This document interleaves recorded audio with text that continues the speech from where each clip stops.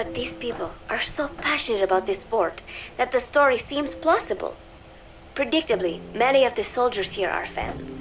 They have apparently divided themselves into Costa Rican and Nicaraguan teams and started playing each other. To play, you need a ball and 2 goals.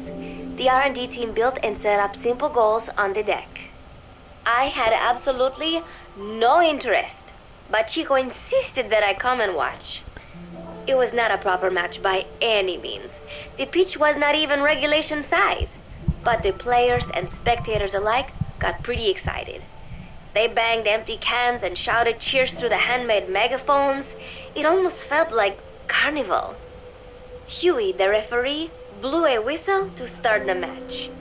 The soldiers' training has left them in excellent physical shape, but they lacked the honed skills of professionals and their play was quite rough. Midway through, one of the men collided with another. They started shouting at one another, but Huey stepped in.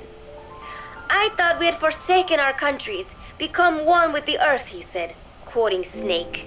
"We're not competing for national pride here, and we are not fighting for the good of any one country. This is not a war. Soccer is a peaceful sport, am I right?" The soldiers nodded. They know the pain of war, and they share Snake's vision. Perhaps that is why all this resonates with them. Team Costa Rica was down a man, and somehow I was picked to fill in. Costa Rica had the advantage up until that point. I suppose Huey wanted to keep it balanced. The soldiers agreed with Huey's call. Maybe the Costa Rican players felt an even matchup would be more fun too. I could not be bothered to run at first, but chasing the ball out there in the hot sun, I was soon drenched in sweat. Before long, I found myself actively seeking out the ball, partially out of desperation. I picked up a loose ball deep on the opponent's side of the field. Even though he's Nicaraguan, Chico cheered me on, yelling, "Go for it, shoot!" I launched the ball as hard as I could, only to have it blocked by the keeper. Disappointment only increased my determination. In the end, I didn't score a single goal, and Costa Rica gave up its lead. It was really close, though. We congratulated each other on a good match and sprawled out in the shade on the deck, exhausted. The ocean breeze felt so nice on my sun-soaked body. Nuke came over. It is one of his favorite spots, and stretched out next to me. And together, we watched fluffy white clouds drift lazily across the clear blue sky.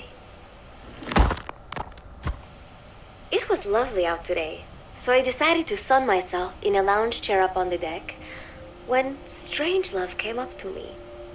Despite the heat, she was in her usual long sleeves and pants. I waved at her.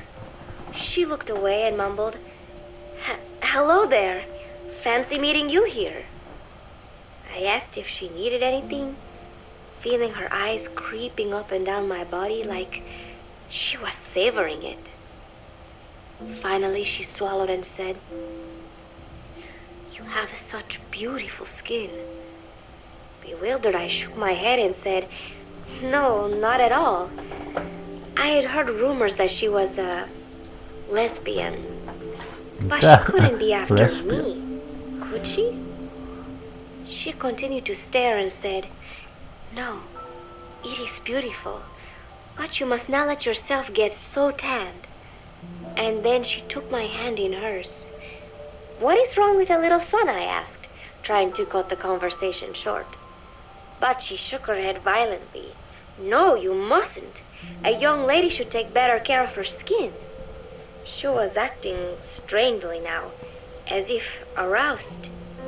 She lectured me on the perils of tanning, how it ages skin, causing wrinkles and spots, and in the worst cases, even skin cancer. I knew already that tanning could cause spots, but I thought only pale-skinned Anglo-Saxons had to deal with that. Having a scientist tell me it causes aging, though, that spooked me a little. If I am to keep playing the teenager, I will have to start paying more attention to my skin. Sensing my anxiety, she took a small tube from her pocket. She said it was the sunscreen she always used. She told me to keep it. I didn't know what to say. I was more than happy to take it, but exactly what were her intentions. Was she merely being nice? Or is she really into me? Either way, there was no reason to refuse, I suppose. I have undergone training. An out-of-shape woman does not pose any real threat to me. Having power means not being afraid. It is the same on a global scale. A country with nukes can dictate terms to a country without them. I thanked her and took the tube. Then she offered to put some on for me.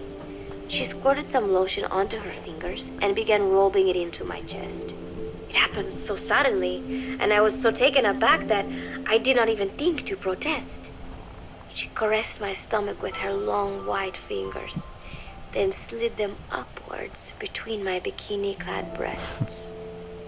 What? Wait, I sputtered as her moist eyes met mine. She was beautiful. Somehow, I found myself captivated by this woman more than 10 years my elder. Hold still, she whispered in my ear. I nodded silently, unable to refuse. My body went limp, motionless, as if in a trance. Gently, carefully, she rubbed the lotion all over my entire body. I shouldn't have enjoyed it, and yet I could not help myself. For a moment, I was spellbound. That woman is dangerous. I had better watch myself. Siinä ei kun on Protecting lesbot-tarina. one's health is an important part of any agent's job. But despite my best efforts, I have caught a cold. Now that I think about it, Mother Base's numbers are on the rise, with soldiers coming from all different places and backgrounds. It is no wonder then that sooner or later someone would bring in a virus. That said, what I have got is just a common cold. The medical team said I'd need a few days rest, so I've been restricted to my room and put on bed rest. I thought I'd gotten used to not having anyone around to relate to, but at times like these, being alone is just miserable. All I could do was lay there and stroke Nuke's back, trying to take my mind off how bad I felt. Nuke just sat there, not making a sound. But I did have visitors. Amanda and Chico, Huey, Cecile, Miller, and a few of the soldiers I've become relatively close to. Amanda made me a soup with herbs she said were good for a cold. Miller told me to take it easy. I will sing you a lullaby, he said, then broke out a guitar and sang some incomprehensible song in Japanese. I did not need to understand the lyrics to know he is an awful singer. Then he said, "You know what is good for a cold? Suppositories. Here, I'll show you." He began to take off his pants, so I threw my tissue box at him to make him go away. Then Strangelove showed up, saying she had some miracle Indian cure. "It has got eucalyptus extract," she said. "It works best if you rub it into your chest." And then she tried to take off my nightshirt. I whacked her with my pillow, and I got rid of her. Chico brought me a little flower in a cup. It had been growing in a little bit of earth that probably found its way on board stuck to something else. "I found this on the deck. Here, you can have it." He tried to act nonchalant, but I am pretty sure he's got a crush on me. None of them understand. If they thought these little visits would cheer me up, they were wrong. Tonight, Snake himself came to my room. Like the rest, he believes I am just a schoolgirl and treats me as such. "Why did you abandon your country?" I asked him. "Why create the MSF?"